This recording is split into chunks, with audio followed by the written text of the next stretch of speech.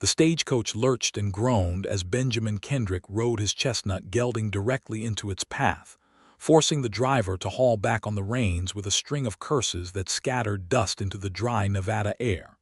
The horses screamed and stamped, and inside the rocking coach, Henrietta Kingsley grabbed the leather strap above the window and held on with white-knuckled fingers, her heart slamming against her ribs. She had been expecting bandits. She had been expecting trouble. She had not been expecting the lean, sun-darkened rancher who dismounted with deliberate calm and walked to the door of the coach as though he had every right in the world to stop time itself. He pulled the door open. His eyes found hers immediately, as though there were no other passengers in the world, and there was something in that gaze that undid her, something raw and desperate and terrifyingly honest that she had not seen in a man's face in years. "Miss Kingsley," he said, and his voice was rough from disuse, a man who spent more days talking to cattle than to human beings. "I cannot let you leave without knowing." The other passengers shifted uncomfortably. An older woman in a bonnet pressed herself against the far wall. A traveling merchant cleared his throat. Henrietta stared at Benjamin Kendrick and felt the blood drain from her face because she knew what he was going to say, and she also knew that she had been running from it for 3 days, and that running had cost her more than she was willing to admit even to herself. "Without knowing what?" she whispered, even though she was certain she already knew. He reached up and gripped the door frame, not threateningly, but as though he needed something solid to hold onto. The Nevada sun hammered down on the brim of his hat. Behind him, the sage-covered hills rolled on forever, indifferent and ancient, and the silence of the open land pressed in around the moment like a held breath. "That I love you," Benjamin Kendrick said. "That I have loved you since the morning you arrived and looked at this broken-down ranch like it was the most beautiful thing you had ever seen. That I made every wrong choice because I was afraid, and I will not let you spend the rest of your life not knowing that there is a man standing in the middle of the Nevada territory who would burn every acre he owns to the ground if it meant you would stay." Henrietta Kingsley felt her throat close. She felt the tears she had refused to cry for 3 days press hot and urgent behind her eyes. And she thought of everything that had led to this moment, every misunderstanding and secret and stubborn silence, every dark truth that had nearly destroyed both of them before they had even had a chance to begin. It had started 6 weeks ago, and it had started, as so many things in the Nevada territory did in the spring of 1882, with a letter. Henrietta had been living in Cincinnati when the advertisement reached her through a legal firm that handled such arrangements with careful discretion. She was 27 years old, which was considered, in the polished parlors of Ohio, somewhat past the ideal age for matrimonial prospects. She had a sharp mind, an income that was just barely sufficient, and a history that she kept private. Her father had died the previous autumn, leaving behind debts that she had spent the winter quietly settling, and when the debts were cleared there was almost nothing left, not even the house. The world she had built in Cincinnati had dissolved around her like sugar in rain, and she had found herself holding a newspaper advertisement that described a ranch in the Nevada territory and a man who needed a partner. The word partner had caught her attention more than any of the other words. Not wife, not housekeeper, partner. She had written back through the firm, and the firm had written to her on behalf of Benjamin Kendrick of the Copper Creek Ranch, Elko County, Nevada territory, and within 2 weeks there had been enough correspondence exchanged to establish that the arrangement was serious, legitimate, and on Henrietta's part at least, her best available option. She had not told herself that it would be romantic. She had learned years ago the danger of confusing hope with expectation. She had packed 2 trunks, said goodbye to the last 2 friends who were still speaking to her, and boarded a train west with the kind of composure that only a woman who has already weathered a considerable amount of loss can truly manufacture. The train ride had taken 4 days. She had read, slept, watched the land transform from green and crowded to open and terrifying, and by the time she reached Elko, she had talked herself into a state of reasonable calm that lasted until the moment she stepped off the stagecoach at the way station and saw the Copper Creek Ranch for the first time. She had not expected to love it. That was the first betrayal of her own careful plan. The way her chest had expanded when she looked at those rolling hills going gold and copper in the late afternoon light, the creek threading silver through the cottonwoods, the low sprawling house built from timber and determination, the corrals where horses moved with the unhurried confidence of animals who knew they were exactly where they belonged. She had stood there with her two trunks and felt something she had not felt in years, something reckless and alive, and she had told herself firmly to stop it. Benjamin Kendrick had come out of the barn to meet her, and that was the second betrayal. She had expected a man shaped by loneliness into something hard and closed. She had expected the kind of silence that was absence rather than depth. What she had found was a tall, broad-shouldered man in his early 30s with dark eyes that missed nothing, and a mouth that seemed to carry the memory of a smile it had forgotten how to use. He was not performing courtesy for her. He was simply standing there, looking at her as though she were a problem he was genuinely interested in solving. "Miss Kingsley," he had said, exactly as he would say it 6 weeks later at the door of the stagecoach, and she had thought even then that her name sounded different in his voice. He had shown her the house. It was clean but sparse, the kind of spare that came from a man who had stopped noticing his surroundings because there was no one to share them with. There was a kitchen with a good cast iron stove, a sitting room with 2 chairs pulled too far apart, a bedroom that he had clearly vacated for her use and which smelled of cedar and wood smoke. There was a second bedroom at the back of the house that she suspected he would take for himself, and she had been right. Dinner that first night had been beans and salt pork, which he had apologized for with such genuine embarrassment that she had laughed, and the laugh had surprised them both. He had looked at her across the table with an expression she could not quite name, something cautious and wondering, and then he had looked away and asked her about Cincinnati. She had told him the careful version. The daughter of a lawyer, good education, capable with numbers and with management, comfortable with physical work, not afraid of hard weather or hard circumstances. All of it was true. None of it was the whole truth. The whole truth was something she had decided, sitting on that eastbound train, that she would only share when, and if she determined it was safe.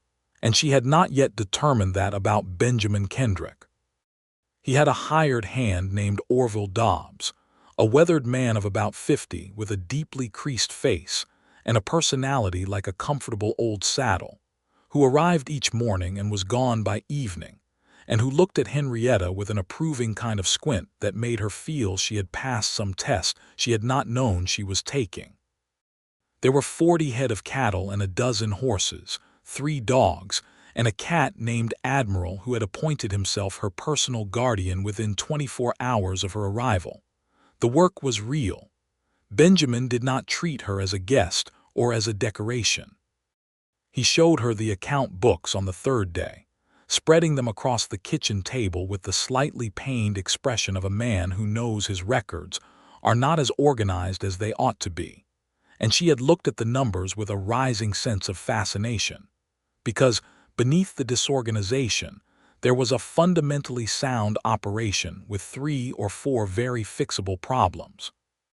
She had said so quietly but directly, and he had stared at her for a long moment and then said, "I thought you might see it that way."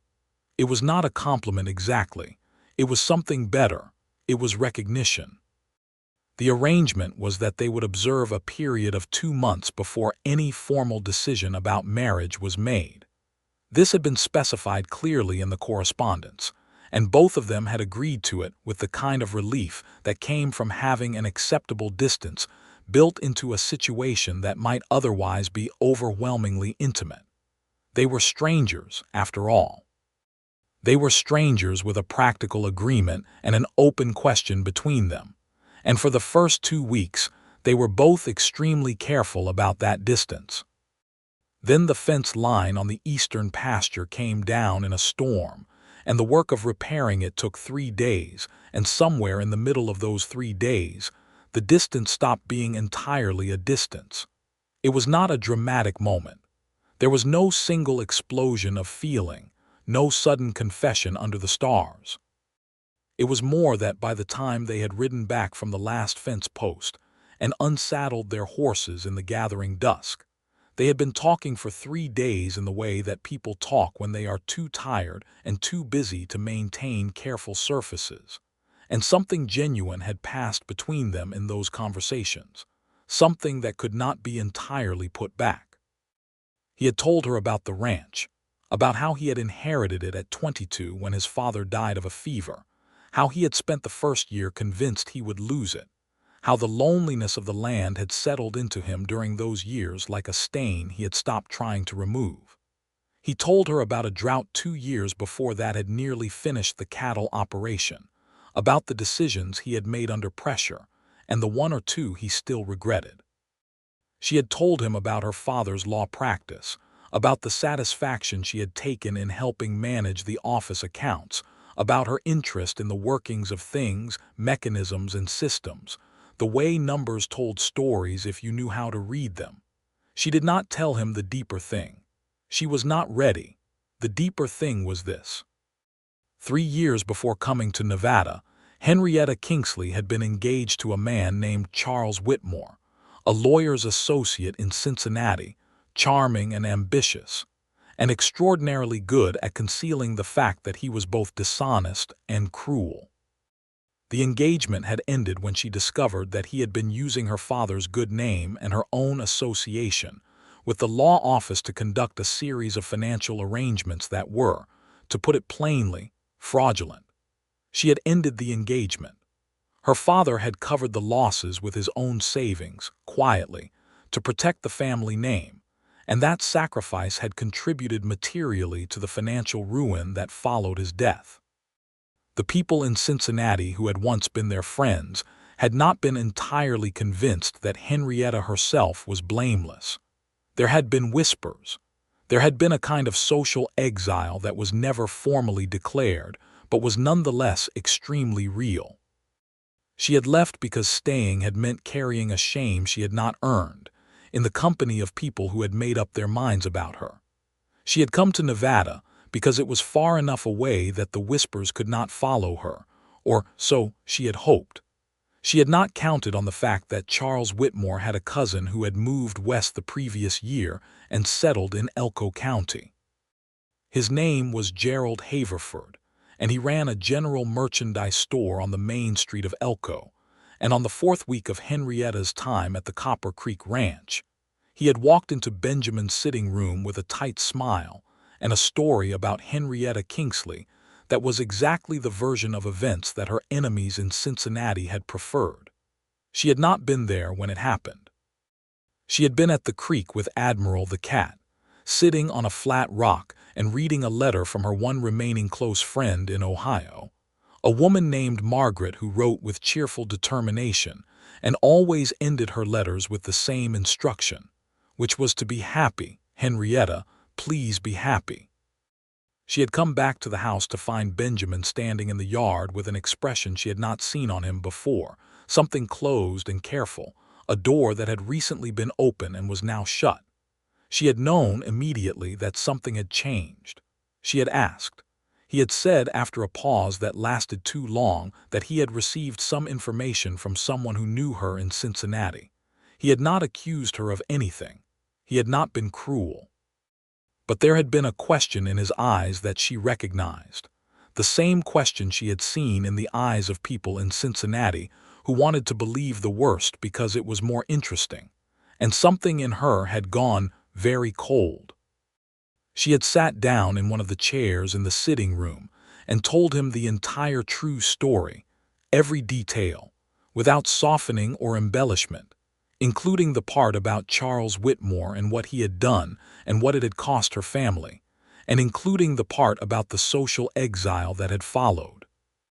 She had told it in the same tone she used when reading the account books, flat and clear and entirely without defense, because she had learned the hard way that defending herself too vigorously only made guilty people more suspicious. When she finished, Benjamin had been quiet for a long time. Then he had said that he did not think she had done anything wrong. He had said it simply, and she had believed that he meant it, and she had gone to bed that night feeling cautiously that the worst had passed. But she had been wrong, not about Benjamin's belief in her innocence. He did believe her, genuinely and without reservation. The problem was more complicated than that. Gerald Haverford was not simply a gossip.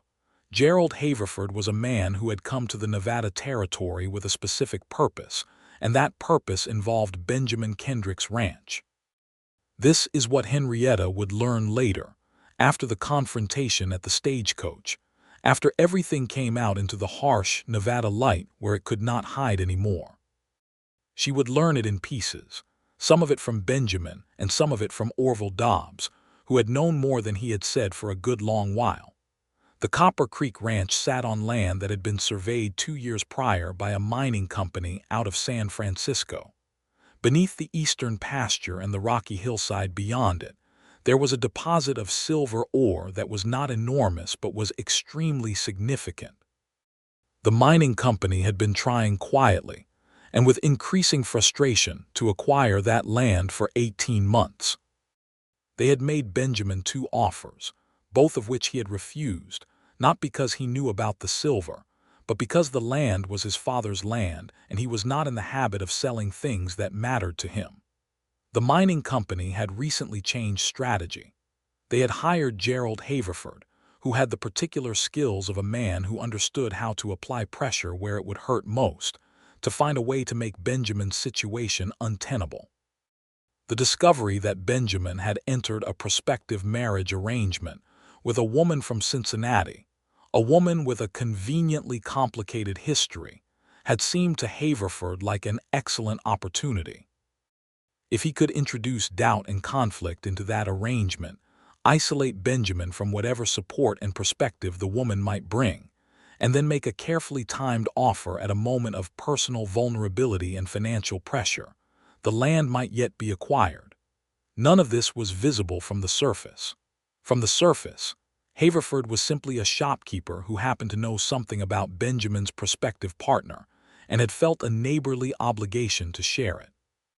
Benjamin had not trusted him exactly, but the information had landed in a place that was already tender, a place where his own fears lived, his deep uncertainty about whether a woman of Henrietta's education and capability could truly want to make a life in this spare and demanding landscape, whether the arrangement was genuine or whether it was simply the desperate choice of a woman with no better options, and whether, if that were the case, it would ever grow into something real.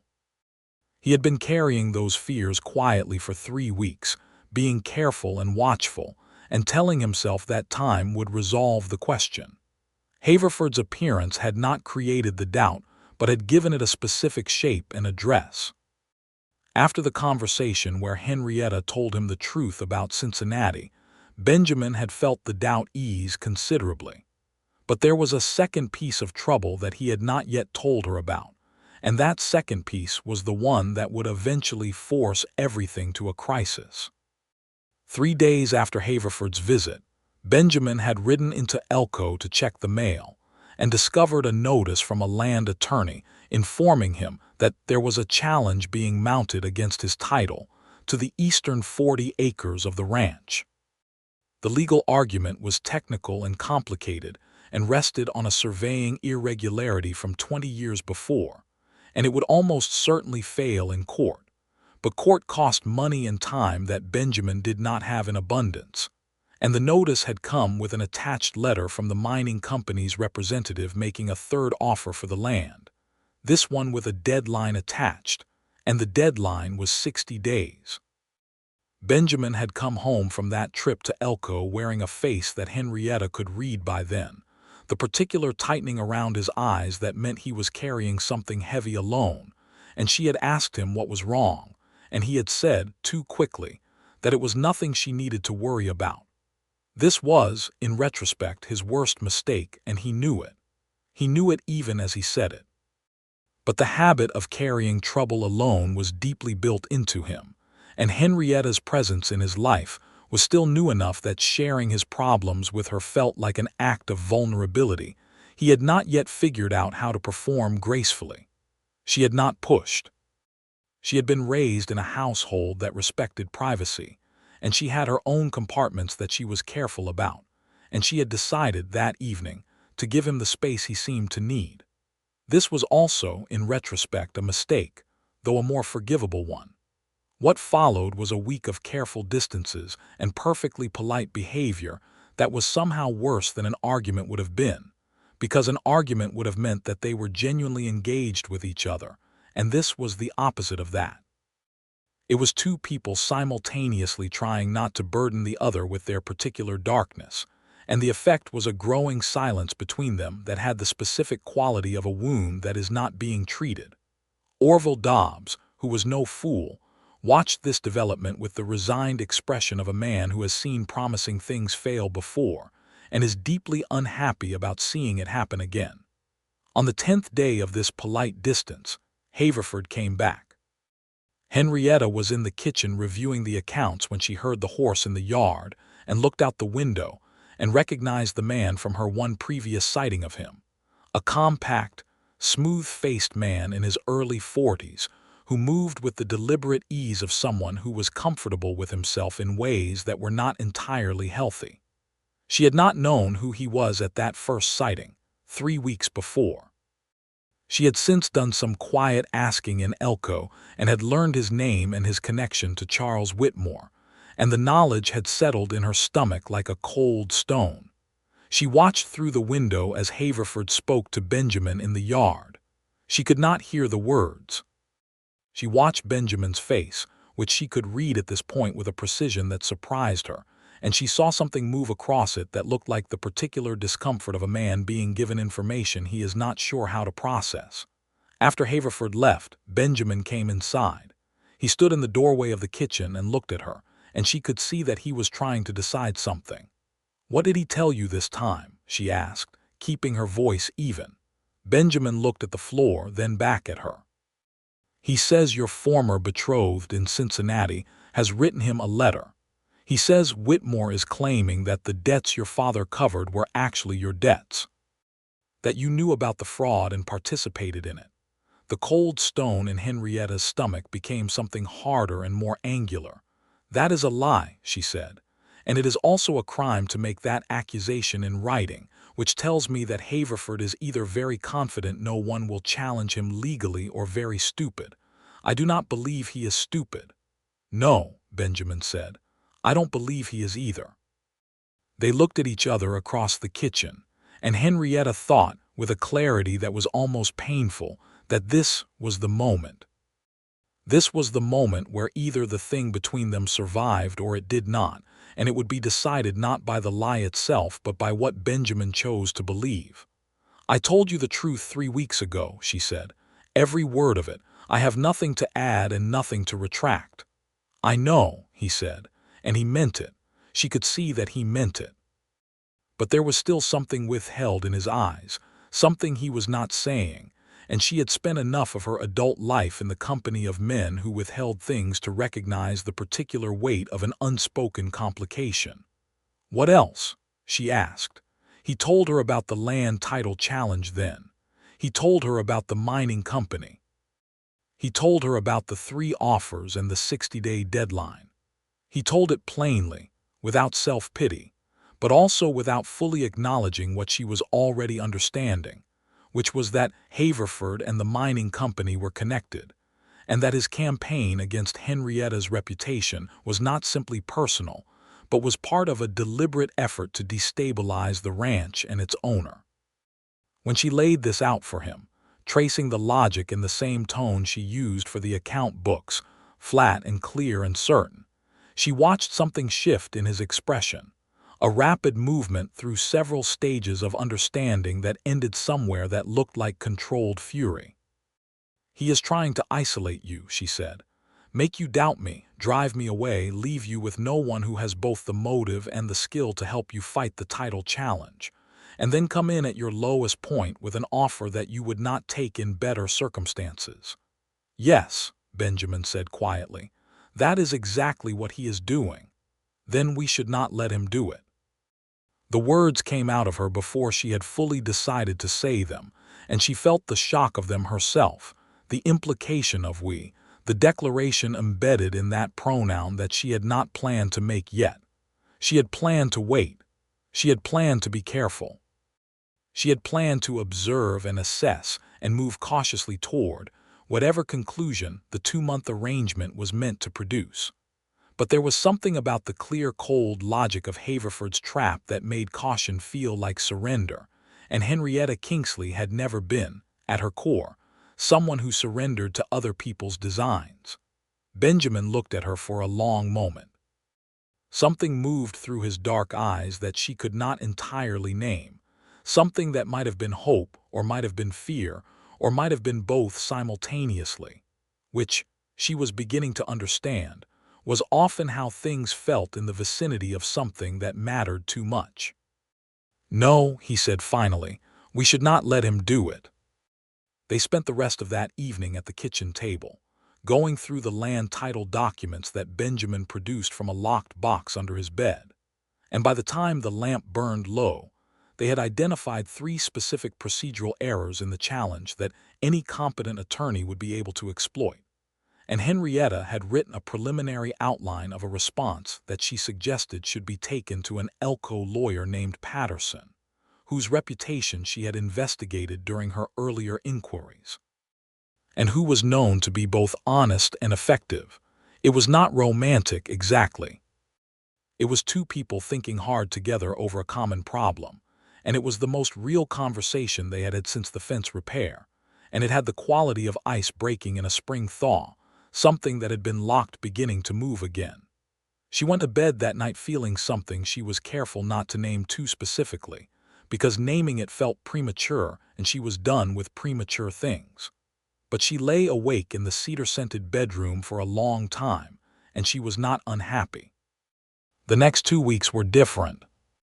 They rode out together to the eastern pasture to assess the land that was under challenge, and Benjamin showed her the hillside and the rocky outcroppings that marked the boundary, and she stood in the wind and looked at the landscape with the same quality of attention she gave to account books, reading what was there to be read. She asked questions about the survey markers and the original title documents, and he answered them, and somewhere in that back and forth she began to understand why he loved this land the way he did, because it was not just property to him. It was the physical evidence that something he and his father had built together was real and lasting. And the thought of it being taken from him by a mining company in San Francisco who had no connection to it, except its potential market value, was genuinely monstrous. They went to Elko together and saw Patterson the attorney, who reviewed the documents Henrietta had organized and confirmed her analysis with professional satisfaction, and agreed to take the case. They had dinner at the hotel dining room afterward, which was the first time they had eaten in public together, and several people from Elko nodded to them in a way that acknowledged without quite stating the partnership that was evidently developing between the Copper Creek Ranch's owner and his prospective wife. Henrietta had noticed, during this dinner, that Benjamin was more at ease in conversation than he had been at any point since her arrival, and she thought she understood why. It was not simply that the legal problem had a plan attached to it now. It was that he had told her the truth about it, and the world had not ended. The telling of it had not produced disaster. It had produced, instead, a useful collaboration, and the experience of that had done something to the deep habit of solitary carrying that had been built into him over a decade of managing everything alone. She had also noticed at this dinner that she was enjoying herself. Not performing enjoyment, not manufacturing it as a social grace, but actually experiencing the simple pleasure of good food and honest conversation, and the company of a man who was looking at her the way Benjamin Kendrick looked at her, with a steady, focused attention that made her feel that she was the most interesting thing in his landscape. She had warned herself, on the walk back to where they had hitched the horses. She had said to herself, quietly and clearly, "Henrietta, be careful. Remember what careful looks like. Remember what happens when you mistake intensity for constancy." She had gotten back on her horse, and they had ridden home through the Nevada evening with the stars coming out above them in numbers that still sometimes stunned her. And she had thought, looking up at that vast burning sky, that she had never felt more present in her own life than she did in this particular place at this particular time. That was 2 weeks ago. What had happened in the interim was a sequence of events that had built to the crisis at the stagecoach, and it had begun, like so many crises, with a misunderstanding that had the precise shape of the worst possible interpretation. Haverford had not given up. Benjamin's rejection of his most recent approach and the visible evidence that Henrietta was still at the ranch, and apparently working effectively alongside its owner, had made him adjust his strategy, and his new strategy was both simpler and more devastating. He had found a way to intercept a letter. The letter was from Margaret, Henrietta's friend in Cincinnati, and it had been waiting at the Elko post office for 2 weeks before anyone collected it, because neither Henrietta nor Benjamin had been into town since their dinner with Patterson. When Orville Dobbs went into Elko to collect supplies, he had also collected the mail, including this letter, and had given the whole bundle to Benjamin, who had set it on the kitchen table without examining it carefully. Haverford had not intercepted the letter exactly. What he had done was get there first, open it, read it, reseal it in a way that was nearly undetectable, and share its contents with 2 or 3 of the more gossipy residents of Elko before the letter reached the ranch. Margaret's letter was warm and affectionate, and full of the kind of personal detail that a close friend shares without concern, because the letter is private. It mentioned, with the cheerful indiscretion of a woman who thought she was writing only to her friend, that Charles Whitmore had been telling people in Cincinnati that Henrietta had essentially fled the city 1 step ahead of a criminal investigation, and that Margaret had done her best to counter these stories, but that they were unfortunately sticking, and that she hoped Henrietta was establishing herself well enough in Nevada that the Cincinnati rumors would eventually become irrelevant. None of this was secret from Henrietta. She knew about Whitmore's ongoing slander campaign. She had made peace with the fact that she could not control what people in Cincinnati said about her. But read by someone who did not know the context, did not know Henrietta's character, and was actively looking for evidence of a hidden motive for her presence in Nevada, the letter could be made to sound quite different from what it was. Haverford had made it sound quite different from what it was. By the time the letter reached the ranch, the version circulating in Elko was that Henrietta Kingsley had come to Nevada not because she was a legitimate partner prospect, but because she was effectively in hiding, and that her interest in the ranch's financial affairs was not cooperative competence, but the practiced attention of a woman skilled in financial manipulation. The story was ugly and it was specific, and it was told with the kind of confident authority that makes lies difficult to trace back to their source.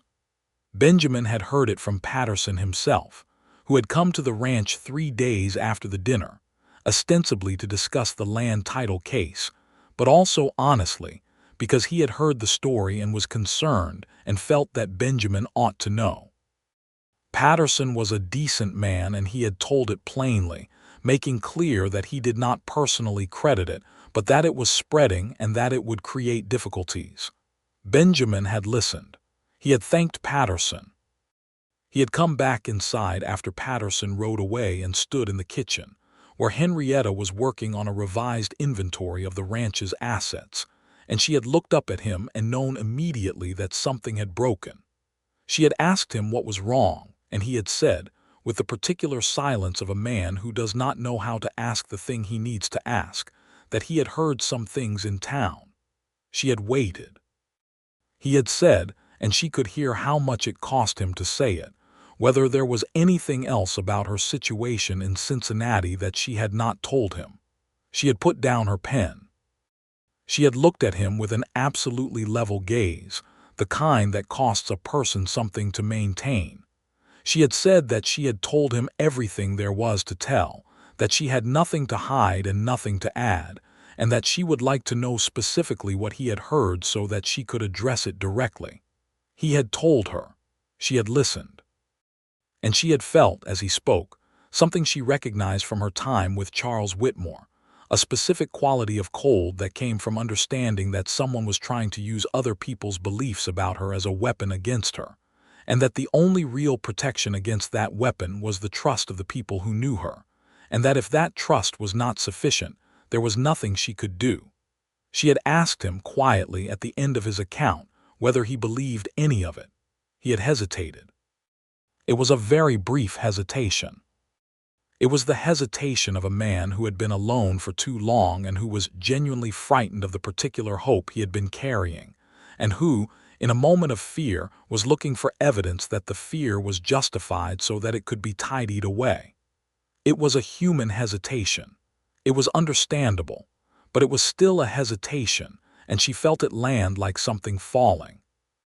She had said, with more calm than she felt, that she understood, and that she thought it might be best if she took some time to think about whether the arrangement between them was serving either of them well, and that she would like the opportunity to do that thinking away from the ranch. He had looked stricken. He had started to say something and stopped.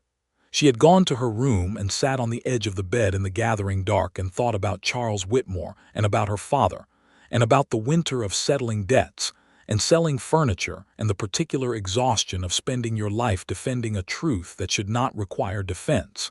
And she had made a decision that came from that exhaustion rather than from wisdom, which was that she would leave. She had packed that night. She had been quiet and methodical and had felt, the whole time she packed, as though she were watching herself from a slight distance, as though the woman folding dresses and stacking books was someone she knew rather than herself. She had told herself that this was the right choice. She had told herself that she was protecting herself.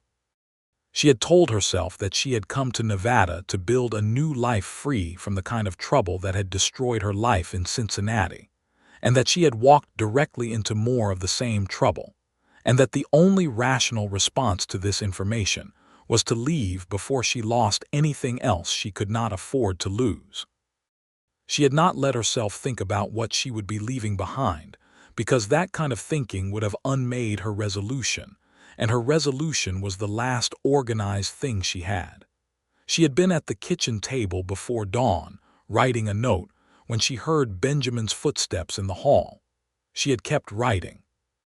He had come into the kitchen and seen her and seen the packed bags in the hall, and said her name in a voice that did not sound like its usual self. And she had said, without looking up, that she was taking the morning stage from Elko, and that she wished him well with the land title case, and that she had left the account books in order and noted several items requiring attention in the coming weeks. He had said her name again. She had not answered. She had finished the note, left it on the table, picked up her bags, and walked out to where she had arranged with Orville, who had arrived in the early dark with a troubled expression, to drive her to the stage station. She had not looked back at the house.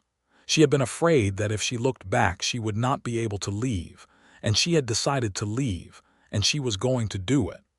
Orville had driven her to the station in silence that had the quality of something deeply disapproving but respectfully contained. When she had climbed out of the wagon at the station, he had said, with the economy of a man who chooses his words the way a careful spender chooses purchases, that Benjamin Kendrick was the best man he had known in 40 years of working ranches, and that the best people could still be very stupid. Then he had driven away.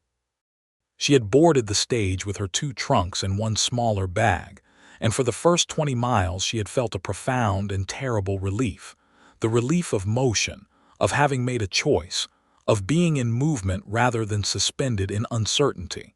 And then the relief had started to wear, and underneath it had been something that did not feel like freedom at all. She had been on the stage for 3 hours when it stopped. She had heard the horses and the shouting and had grabbed the strap, and then the door had opened and there was Benjamin Kendrick, and he said, "I cannot let you leave without knowing." Now, standing at the door of the stagecoach in the hammer of the Nevada sun, Henrietta Kingsley looked at the man who had ridden across open country to stop her progress, and felt the thing she had been refusing to feel for 3 days press up through her chest with a force that made it difficult to breathe. "Get in," the driver said from the box above, with resigned irritation. "Or get out, but make up your minds before my horses decide to make it up for you." Henrietta looked at Benjamin. He was still holding the door frame. His hat was pushed back slightly and she could see his full face, which was open in a way she had never seen it, every wall down, every careful distance abandoned, and the vulnerability of it was more than she had been prepared for. "You hesitated," she said. Her voice came out smaller than she wanted. "I know," he said. "It was the most cowardly moment of my adult life. I am ashamed of it. But I need you to understand what that hesitation was, because it was not doubt about you. It was fear about me. It was 10 years of carrying everything alone so long that I have built the habit of expecting loss into every hope I hold. And when Haverford put that story in front of me, part of me grabbed for it because losing you on my own terms felt less terrifying than losing you because I was not enough." The coach was very quiet. The old woman in the bonnet had stopped pressing herself against the wall and was listening with the frank attention of someone who has stopped pretending to mind her own business. "That is not a logical thought," Henrietta said. "No," he agreed, "it is not. It is, however, a very human one." "I know that too," he said. "I know it is not sufficient. I know that understanding it does not make the moment right. But I am asking you, Henrietta, not to make the most important decision of both our lives based on my worst moment. I am asking you to get down from this coach and come home, and I am telling you that I love you and that I will fight Haverford and the mining company and every other piece of dirt this territory throws at us. But I cannot fight them and also fight the thought of you riding away on this stage. I am not big enough for that particular war." She held the strap above the window and looked at him for a long time. The horses shifted. The driver exhaled with pointed patience. "Gerald Haverford opened my letter," she said. "The one from Margaret. He read it and used it." Something moved across Benjamin's face, a rapid, dark anger that was tightly controlled. "I know," he said. "I know that now. Orville told me this morning after you left. He had seen Haverford at the post office and put it together. He is the one who told me to get on my horse." "I should like to deal with Haverford," she said. "So would I," he said. "Together, if you will allow it."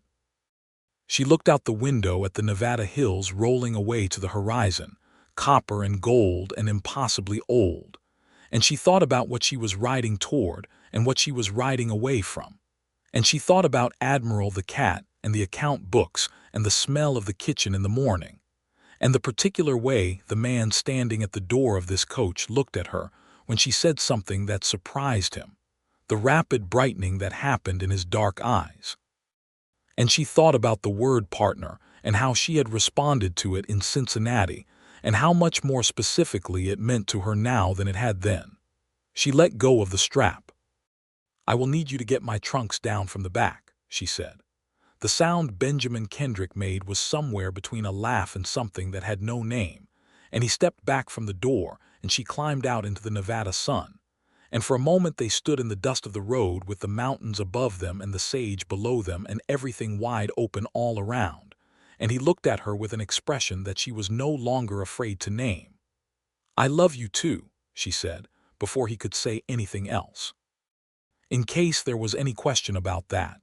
"There was not," he said, "or there should not have been, but I am very glad to hear it stated clearly." He got her trunks down himself, over the strenuous indifference of the driver, and arranged them at the side of the road, and the stage moved on, and the sound of it faded into the distance until there was only the wind and the two of them and the chestnut gelding looking philosophically at the sage.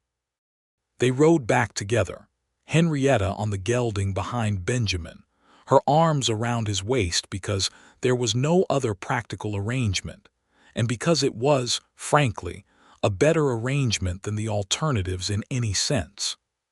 She could feel the warmth of him through his shirt and the steadiness of his breathing, and somewhere in the first mile she let herself rest her chin against his shoulder and watch the hills go by, and the thing she had been refusing to feel for 3 days settled into something that was not afraid of its own name.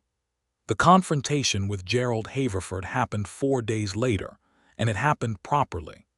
Henrietta had spent those 4 days in quiet and purposeful preparation.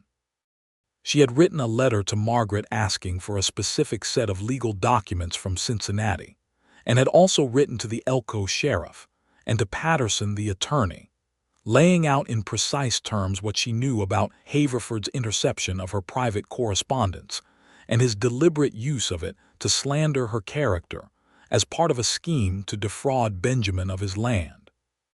She had organized this information with the same methodical precision she brought to the account books, building an argument that was airtight and documented, and that left Haverford very little room to maneuver. Benjamin had accompanied her to Elko the morning she delivered these materials to Patterson. He had also, on his own initiative, spoken to 2 ranchers whose land bordered his own, men who had received similar approaches from the mining company and who were, it turned out, both angry and willing to cooperate in a formal complaint against the company's methods. This information, combined with what Henrietta had assembled, gave Patterson the basis for a counteroffensive that was considerably more powerful than a simple defense.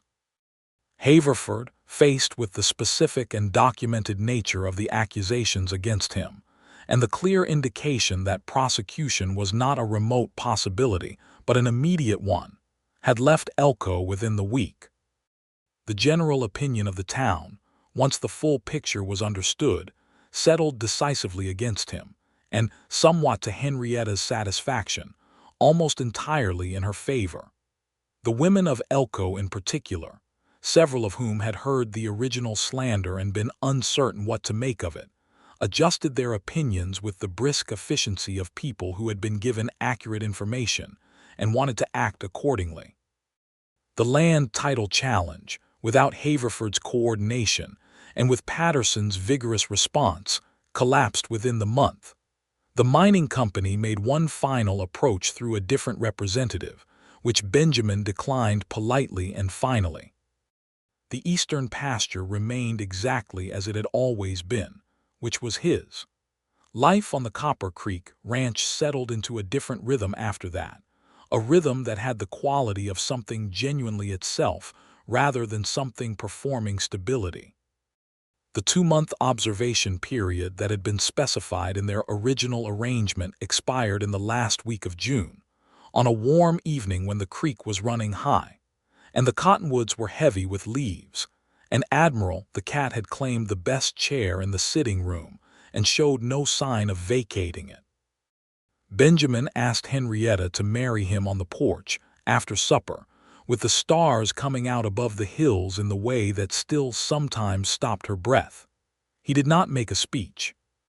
He said that he was a man who came with a complicated land situation and a deeply ingrained habit of carrying trouble alone that he was actively working to correct, and a cat who would not be told what to do, and 40 head of cattle and a dozen horses and 1 hired hand who had already clearly decided that he approved of her, and that he would like very much if she would consider making all of it hers, permanently, including him. She said yes without hesitation. She had been decided for some time, and certainty, when it was genuine, did not require elaborate deliberation. They were married in Elko in July of 1882 by a circuit judge named Harmon who had been marrying people in Elko County for 15 years, and who performed the ceremony with the brisk warmth of a man who has seen enough of life to value the simple good of 2 people choosing each other. Orville Dobbs was the witness. Margaret sent a telegram from Cincinnati that arrived the morning of the wedding and that said, in its entirety, "Finally be happy Henrietta, I mean it." Patterson and his wife attended, and there was a small dinner afterward at the hotel where the proprietor, a woman named Mrs. Alcott, who had been one of the first to express her revised opinion of Henrietta, served the best meal Henrietta had eaten since leaving Ohio. The wedding night was the first night they had been alone in the ranch house together, with nothing unresolved between them. And there was a difference in the quality of the air that both of them noticed and neither of them named directly, but which was something like peace, the particular peace of having come through something difficult and arrived at something true, and of knowing that you are in exactly the right place. Henrietta spent the first autumn on the ranch, overhauling the account books so thoroughly that, when she showed Benjamin the revised system, he spent 10 minutes turning pages in silence before looking up and saying that he had no idea the operation could be that profitable with those specific adjustments. And she had said that it always could have been, and that the numbers had simply needed someone to ask them the right questions.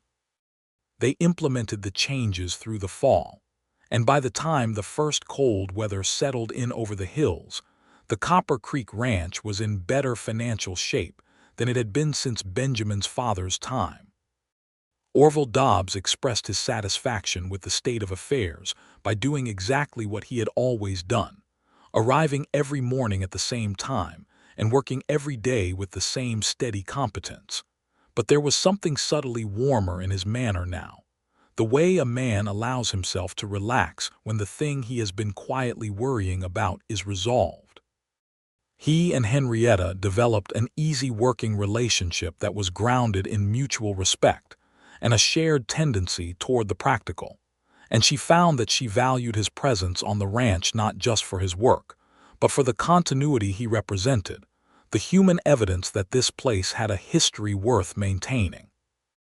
The winter of 1882 to 1883 was long and cold, and confining in the way that Nevada winters can be, and the ranch house, which had been spare for a single person, became something different for two people who were genuinely interested in each other's company. They read in the evenings, Benjamin with the newspapers that came on the stage from Elko twice a week, and Henrietta with the books she had brought from Cincinnati, and the new ones she had ordered through Patterson's wife, who had a network of book suppliers that was impressive for a frontier town.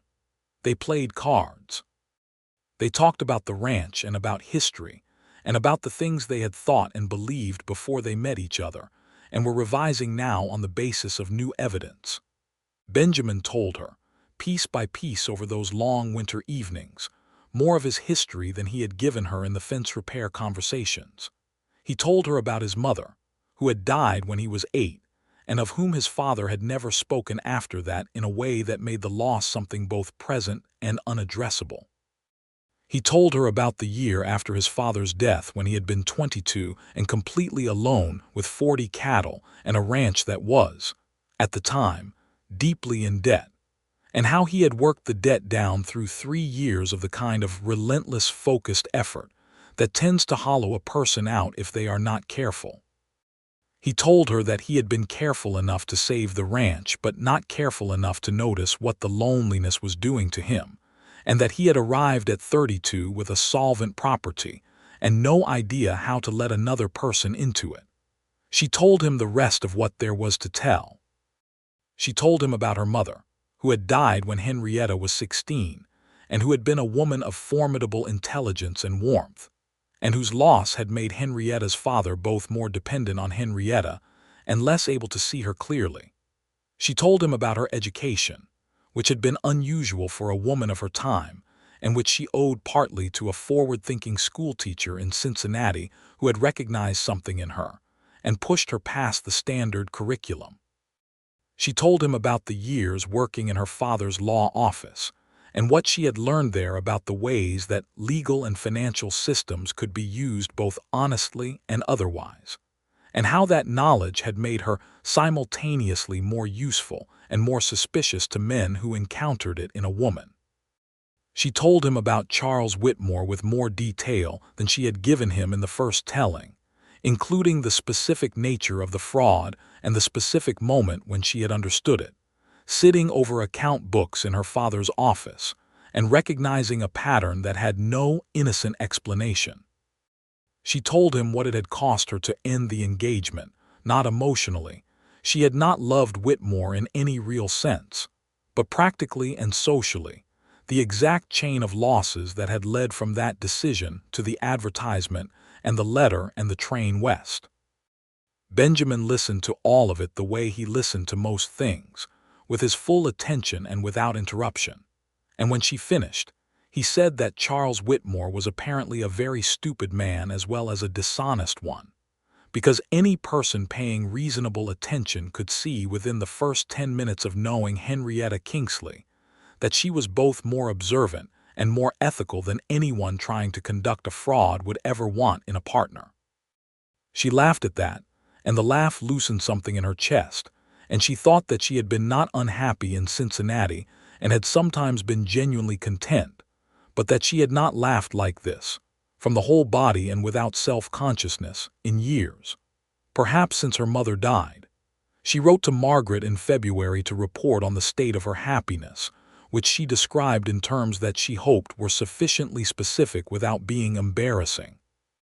Margaret wrote back immediately, demanding significantly more detail, which Henrietta declined to provide on the grounds that some things were not appropriate for postal communication, and Margaret responded with 3 pages of cheerful outrage that made Henrietta laugh again. In the spring, a letter arrived from Patterson. The mining company's San Francisco office had decided, in response to the formal complaint and the failed legal challenge, to abandon their interest in the Copper Creek Ranch's eastern acreage entirely and redirect their surveyors to a different site. The silver deposit, it turned out, was smaller than originally projected, and the legal complications more expensive than the potential return justified. The threat was over, comprehensively and permanently, and Henrietta put the letter on the kitchen table and felt something settle in her that she had not quite known was unsettled. Benjamin came in from the yard, read the letter, and sat down across from her with an expression that was, she thought, one of the best things she had ever seen, a man genuinely at rest, a man who has stopped waiting for the next difficulty. "We should expand the cattle operation," she said.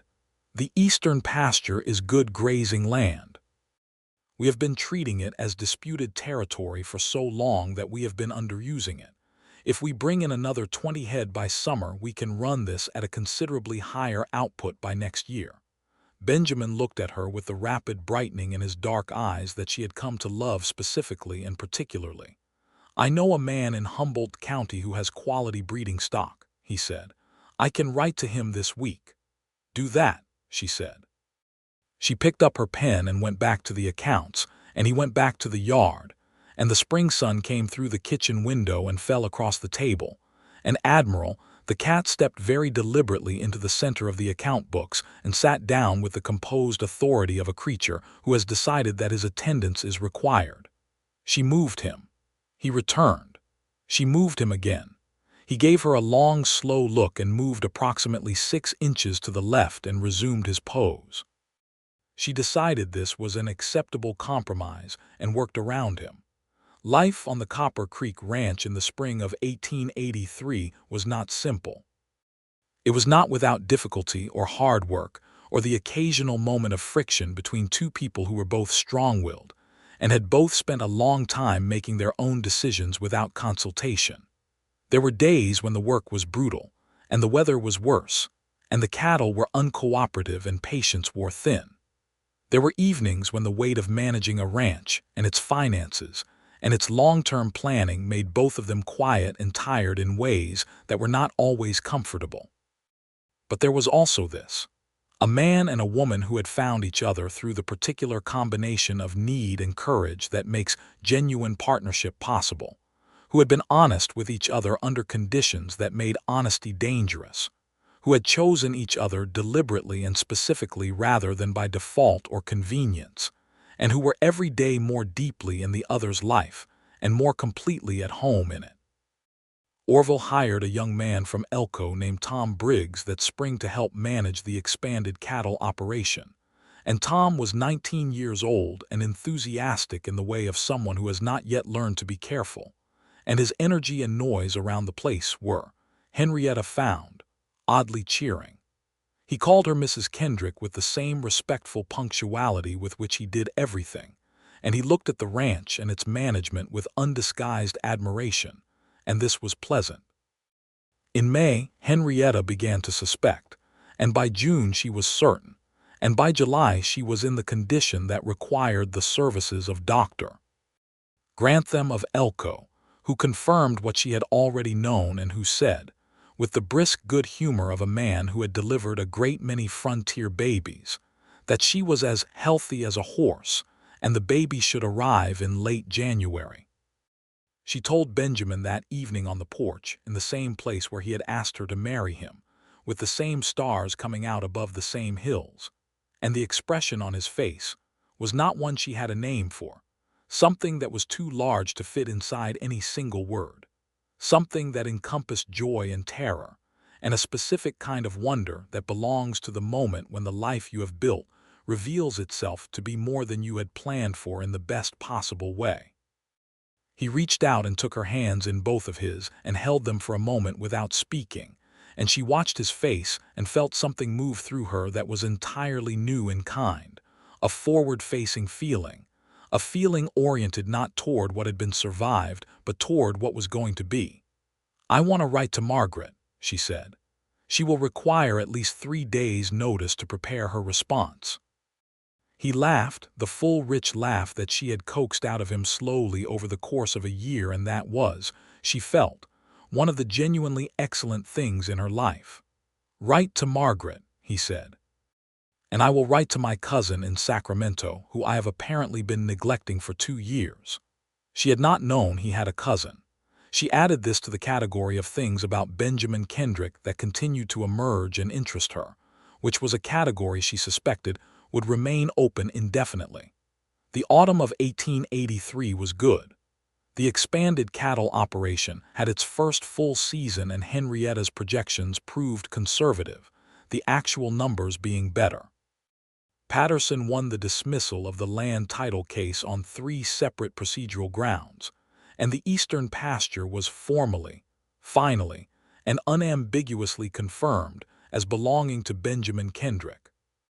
Tom Briggs learned more about cattle in 1 season than most men learn in 5 years, due largely to Orville Dobbs's patient instruction and his own relentless willingness to ask questions.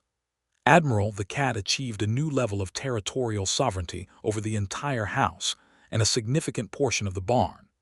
Henrietta's friend Margaret came west in October to visit, arriving on the Elko stage with 3 large trunks and an immediate, unstoppable approval of everything she encountered.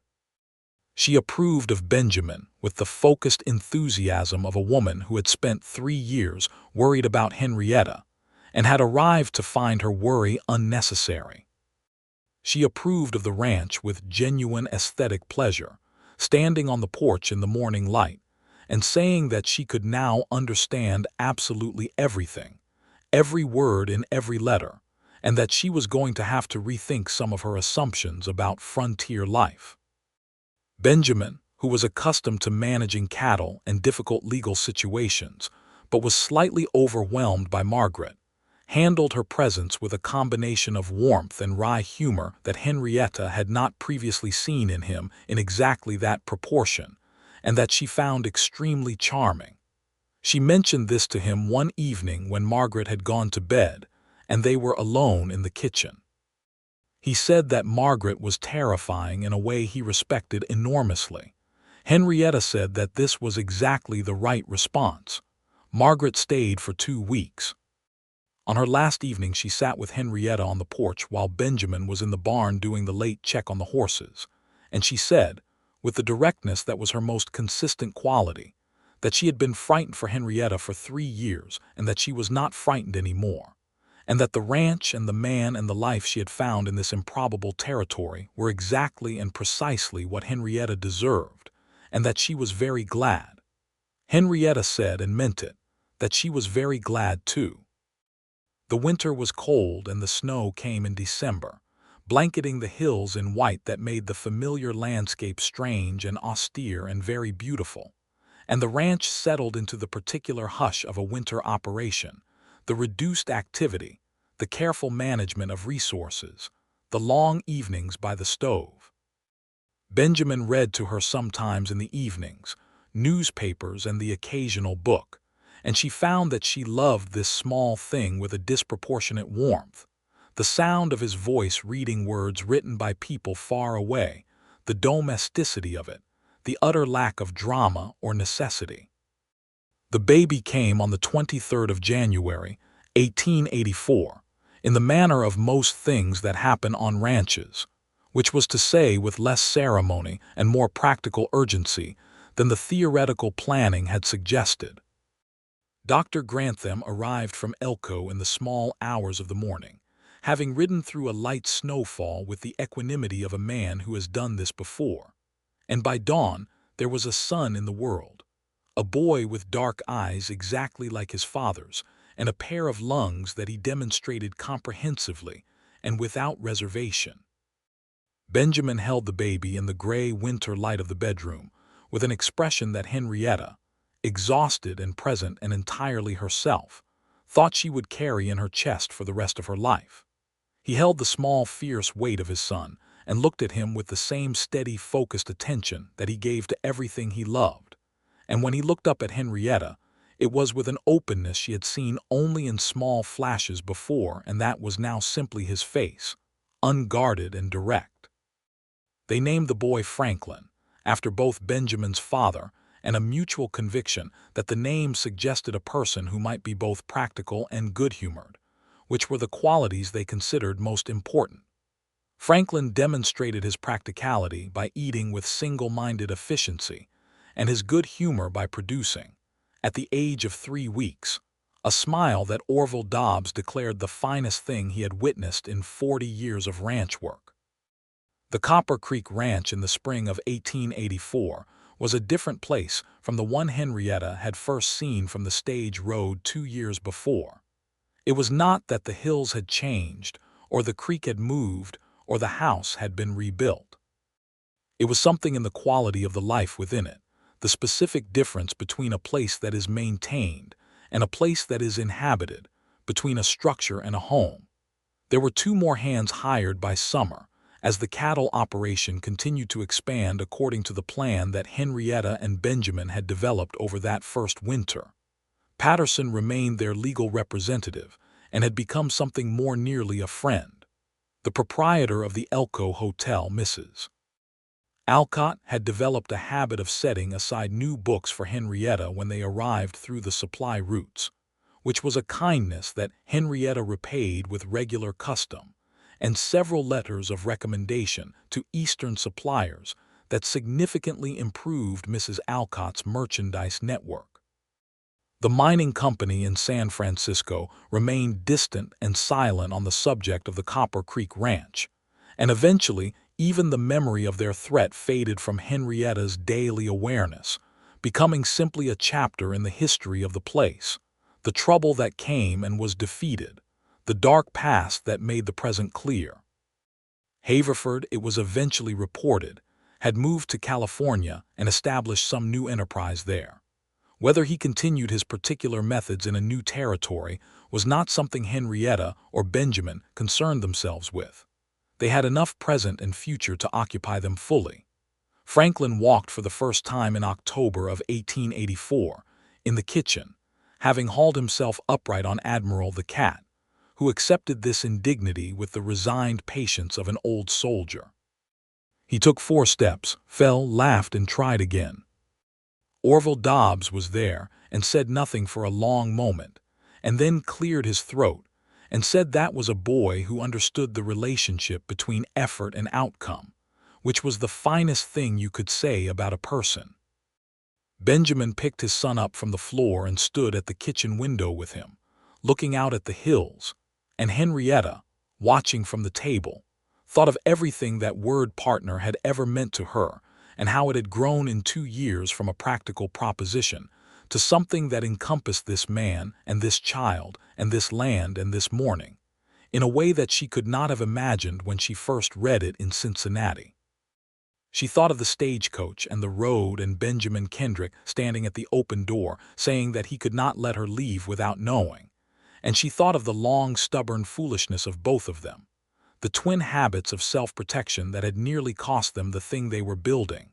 And she felt a specific tenderness for the two people they had been, the lonely rancher and the guarded woman, both of them carrying their dark pasts in separate compartments, and both of them, ultimately, brave enough to put them down. The winter of 1884 came in gently, and the evenings grew long, and the lamp burned in the kitchen window of the Copper Creek Ranch, visible from the road, a small steady light in the Nevada dark. Henrietta Kendrick sat at the kitchen table in January, with the account books open in front of her, and Franklin asleep in the cradle near the stove, and Benjamin at the table across from her, reviewing the stock records, and Admiral the cat in his chair. And the wind moved through the cottonwoods by the creek, and somewhere in the far distance a coyote called. And the sound of it was not lonely from inside that kitchen. It was simply the sound of the land that was theirs. She turned a page in the account books. Benjamin looked up. Their eyes met across the table in the lamplight, and what passed between them in that glance was wordless and specific, and had the quality of something that had been tested and confirmed, a knowledge of the other person that was both new and deep, and entirely without the particular fear that had once attended it. "The eastern pasture numbers are very good," she said. "I know," he said. "You were right about the cattle density." "I am frequently right," she said. "You are," he agreed, and the corner of his mouth moved in the way that was not quite a smile and was better than one, and she returned it and went back to the account books. Franklin made a small sound in his sleep, a content and unconscious sound, and Benjamin looked over at the cradle with an expression that Henrietta saw from the corner of her vision and catalogued quietly and with great love. The wind moved through the cottonwoods. The lamp burned. The cat slept. And outside the window of the Copper Creek Ranch, the Nevada hills held the night in the way that old things hold things, with the indifferent endurance of land that has seen a great deal and will see a great deal more. And the small human warmth in the house at the edge of the creek was as real and permanent and alive as anything growing in the spring-fed dark. 2 more years passed, and the years were good years, years of work and growth, and the particular deepening that happens between people who have chosen to see each other clearly and have not regretted it. The ranch grew. A second son was born in the spring of 1886, named James after Henrietta's father, with his mother's gray eyes and his father's stubborn quietness. Franklin, who was 2 and of decided opinions, inspected the new arrival with professional thoroughness and declared him acceptable. Orville Dobbs retired from daily ranch work that year, citing his knees and the perfectly reasonable argument that Tom Briggs had by this point exceeded Orville's specific knowledge in several important areas and was entirely capable of managing the operation without him. He did not go far. He took a small house on the edge of Elko and was at the ranch most days, sitting on the porch or in the kitchen or in the barn, and the distinction between retired and present was mostly nominal. Henrietta paid him a modest monthly sum that he initially refused, and then accepted with the specific grace of a man who has decided that dignity and pride are not the same thing, and he remained a fixture of the Copper Creek Ranch for the rest of his long life. Benjamin and Henrietta did not become people who had escaped their pasts. They became people who had integrated their pasts into the life they were building, who carried what was useful from what had been and released what was not, and who had found in each other not a rescue from difficulty but a genuine companion in navigating it. This was, Henrietta thought, better than rescue. Rescue was temporary. Companionship properly built was not. Margaret came west again in the autumn of 1886, this time with a man she was considering marrying, a mild-faced and intelligent physician from Columbus named Harris, and Benjamin spent 3 days quietly assessing him in the way he assessed horses and found him to be sound, and Henrietta spent 3 days talking to Margaret in corners and concluded the same, and the couple married the following spring in Columbus, which Henrietta attended with Franklin on her hip and James in a traveling basket and Benjamin at her side, And the wedding was the first time she had returned to Ohio since leaving it, and it was exactly as complicated as she had expected and exactly as fine. Cincinnati was different from the outside than it was from the inside. It was smaller. The whispers that had driven her out were still there in the form of certain faces that tightened slightly at her presence, but those faces were fewer than she had imagined, and the warm ones were more numerous, and she had the specific advantage of a woman who has built something real in the interval and knows it. Charles Whitmore, she was informed by someone at the wedding who could not help themselves, had lost his position at the law firm 2 years prior after a separate incident of dishonesty that bore some structural resemblance to the original scheme. She felt nothing about this except a remote satisfaction of the kind that comes not from vengeance, but from simple confirmation that the world sometimes, eventually, straightens things out. They went home to Nevada on the train, and when the train began to move through the open western country and the sky expanded and the green closed world of Ohio fell away, Henrietta felt her lungs fully open, as though she had been holding a fraction of a breath since Cincinnati and could now release it. Franklin, who was 3.5 and had extremely strong opinions about what constituted interesting scenery, pressed his face against the train window and provided a running account of horses and cattle and unusual rocks that kept Benjamin thoroughly occupied for the better part of 4 hours. James slept with the committed serenity of a baby who has decided that movement is soothing and other people's concerns are their own business. The Copper Creek Ranch came into view in the late afternoon as they drove from the Elko station, that familiar sequence of hills and creek and cottonwoods, and the house with the lamp already burning in the kitchen because Tom Briggs had thought to come in and light it. And Henrietta felt the thing she had felt the first time she saw it, that expansion in the chest, that reckless alive feeling that she had once told herself firmly to stop. She did not tell herself to stop it now. She had been right, standing on that stage road for the first time in 1882, with her 2 trunks and her careful composure and her cautious heart, that this place was something. She had been right in ways she had not yet known how to articulate, ways that had required the 2 intervening years to make themselves fully known, and the knowing of it was not a finished thing, but an ongoing one. Something that continued to reveal itself in the daily particulars of a life genuinely lived. Benjamin lifted the boys down from the wagon and they ran to the house, Franklin ahead and Admiral the cat, now considerably older and of undiminished authority, coming to the porch rail to observe them with majestic indifference. Tom Briggs appeared from the barn direction and took the horses and nodded at Henrietta with the quiet satisfaction of a young man who has looked after things properly in his employer's absence and knows it. Benjamin came to stand beside her where she had paused by the gate, looking at the house in the evening light, and he followed her gaze and was quiet for a moment beside her. "Home," he said. "Yes," she said. He put his hand over hers on the gate rail, and they stood there for a moment in the cooling Nevada air, and the hills held the last of the sun, and the creek made its steady sound below the cottonwoods, and the lamp burned in the kitchen window. Henrietta thought of the letter she had read in Cincinnati, the advertisement and the word partner and the careful correspondent who had not known, writing those letters, that he was building something much larger than a practical arrangement. She thought of the train ride west and the stagecoach and the first sight of this place, and the way his eyes had found hers when he opened the door and said her name for the first time. She thought of fences in Storms and account books in Haverford, and the mining company in Patterson and the letter Margaret had sent the morning of the wedding that had said finally, "Be happy, Henrietta, I mean it." And she thought of the road where Benjamin had ridden his horse into the path of a stagecoach, because he could not let her leave without knowing. And she thought of the specific quality of the love that had built itself in the space between 2 people who had been honest with each other when honesty was hard. It was not a simple story. It had not been a clean path.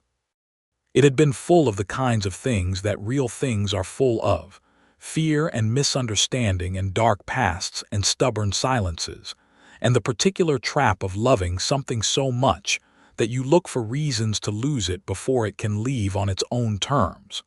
But they had come through it. They had come through it together, which was the thing that mattered, and they were standing at the gate of their ranch in the Nevada evening with their children running toward the porch and their hired hands in the barn and their old friend the cat on the railing and 40 years of life still ahead of them, open and unwritten, full of what was going to be. "Come inside," Henrietta said. Tom lit the lamp. "He did," Benjamin agreed. They walked through the gate together, and the gate swung shut behind them, and the evening deepened into night over the Copper Creek Ranch, and the lamp in the kitchen window burned on, small and clear and steady in the Nevada dark,